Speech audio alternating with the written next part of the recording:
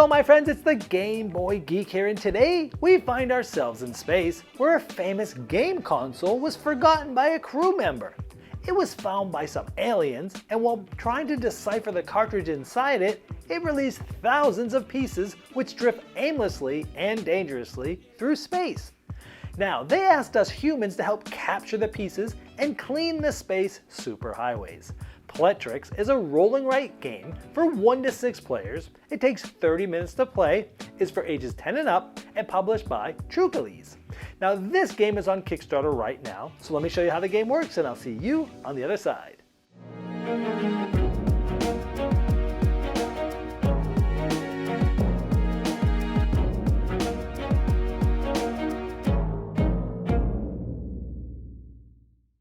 This is a Kickstarter preview, so all the art and components you see here are not final. You're going to want to check the Kickstarter link in the description of this video to see all the final art and components.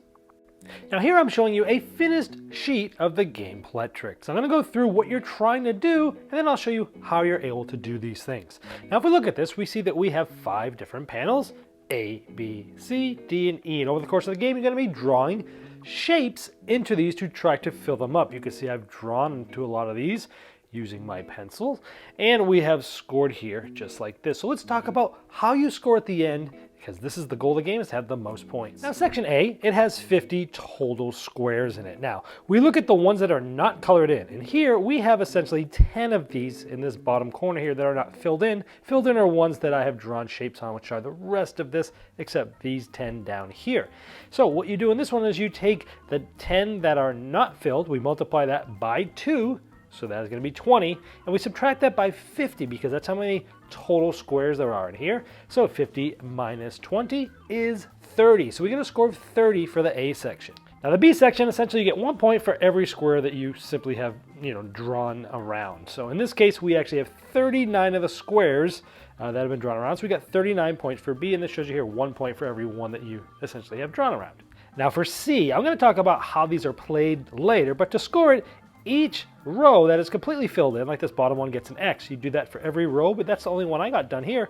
Now this is also created by 2 5x5 grids. This is a 5x5 grid, and this is a 5x5 grid. If you complete an entire grid, you get an X there. You get 10 points for each X. So in this case, I just got 20 points for C. And for D, you get the amount of the stars that you've colored in. So we have a 5 here, 5, 5, 5, 10, 10, and 10. So I actually got a total of 50 points with all the colored in stars.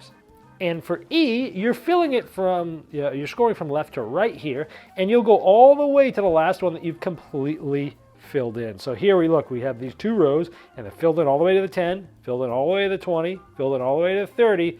Now we got the bottom here up to 40, but there's some empty squares here. You get the points of the last one you've completely filled in from left to right. So in this case, we get 30 points for E. So we filled in all those points here. We have 169. Whoever has the most points at the end is the winner. So let's talk about how you go about drawing these squares in. The game is played over multiple rounds. In each round, there's 1 active player, and that active player is going to roll all the dice, and they're going to group them together by color, and then they're going to select any 2 of these groups. So let's say they take this group and they take this group. Then you must draw those shapes in the corresponding spot. This is the pink, this is the pink, this is the blue, this is the blue. So for this, we would have to draw these 2. Now the first time you draw anything in there, it has to touch one of the first starting spots, which are these little arrows like this. So this first one I drew here, it only has to touch at least one of those. And then every other shape after that that you place in this panel has to touch, be adjacent to at least one other shape. Being just diagonal doesn't count. So I pushed this one here because it's next to this. Here I drew this one first because it's the starting spot here, and I put this one like this. Now you can rotate these any way you see fit, meaning, like this. It can be moved around any way you want to see it, but you must draw those shapes if you can. If for some reason you can't draw the shapes as the game goes on, this is where you cross off one of those errors, and that ends up being one of the ways the game can end, is if you fill that up. Now I did jump right to the active player drawing there too, but actually before they draw, they will take one of these groups and remove them just temporarily for this round.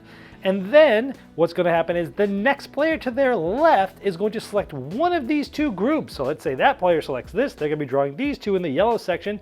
All the other players that aren't obviously themselves and not the player to their left, all the other players are going to use this group. So they'll all be doing on the same thing on their own sheets, of course. Once everyone's finished, it'll be the next round. The player to the left of the active player will be active, roll the dice, and do all this over again. Now I want to show you some things specifically about the C panel. These ones actually drop down from the top and come down. So this one, let's say we want to place this one. Again, here's any of the starting spots. Your first one has to touch at least one of these. So let's say this one comes down and it drops right here. So it kind of goes like this, and it looks just like this. Now that's the starting spot like this. Now this one, if it came down, it would just sit right on top of here because, look, boom, it would just sit just like this because it's sitting right on top of there just like that. Now anytime you draw in around one of these, you immediately will draw a single square on any panel. Now it's still the same placement rule, so it has to be at least next to one of the other spots or something like that. But as you can imagine, as the game goes on, if you time that right, you'll be able to sort of combo that into another thing, and things like that. And when you do that, you would cross off the one here. If you ever get a 2, you'd cross that off and immediately also draw 2 cells wherever you want. Always following the normal placement rules. Now you'll notice here there's some locked ones in cells 3, and if we look at cell D over here, you'll see those green pieces. This one is this, and this one is this. And on this specific panel, once you work your way down from the start, once you color this one all the way in, you'll then unlock this and color that in, and same with this one, you do that just like that. Now you might also see some other icons. We have this, and then there's a single and sometimes a double cube like that. If you ever color around one of those, let's just say we got this one here, you would put a slash like that. And then when you use that ability, you'll then cross off the other side to let you know that you've used it. That's how you use these top 3.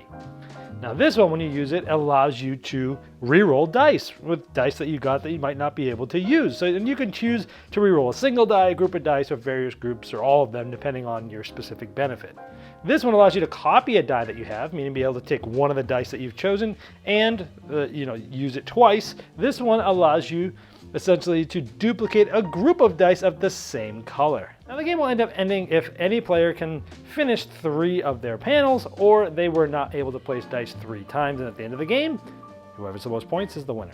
Now there's also some interaction dice, which are an expansion that will be in with the base box. Now here they can do different things. The blue always talks about the active player, and the red are all the passive players, and they could be different things like -1 or +1.